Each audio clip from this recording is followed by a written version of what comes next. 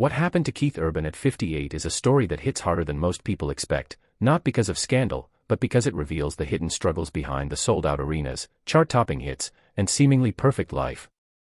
To the public, Keith has always seemed untouchable, a superstar guitarist, world-class singer, and devoted husband to Nicole Kidman, living a life most people would envy.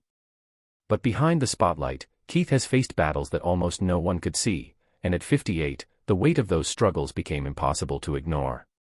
Years ago, Keith battled alcoholism and substance abuse, and though he entered rehab and reclaimed his life, addiction is never a simple chapter to close. Fame, touring, and the constant pressures of public life created an environment where stress could easily take over. At times, Keith has admitted he feared losing everything he held dear, his family, his career, and even his sense of self.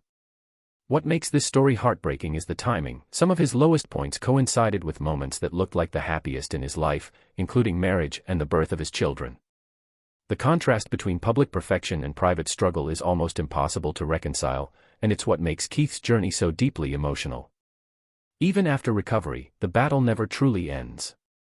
Keith has had to fight every single day to stay grounded, to protect his sobriety, and to balance the demands of being a global star with being a husband and father.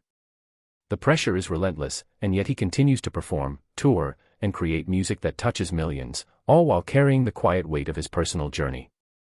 That juxtaposition, the strength it takes to show up for everyone else while battling your own demons, is what makes Keith's story so moving. At 58, what happened to Keith Urban isn't just about past addiction or personal struggles. It's about resilience, courage, and vulnerability, the kind of human story that makes fans pause and reflect on how even the most successful and seemingly unshakable people carry battles we might never notice. It's a reminder that triumph and tragedy often coexist, and that the people we admire most are sometimes quietly fighting to stay whole.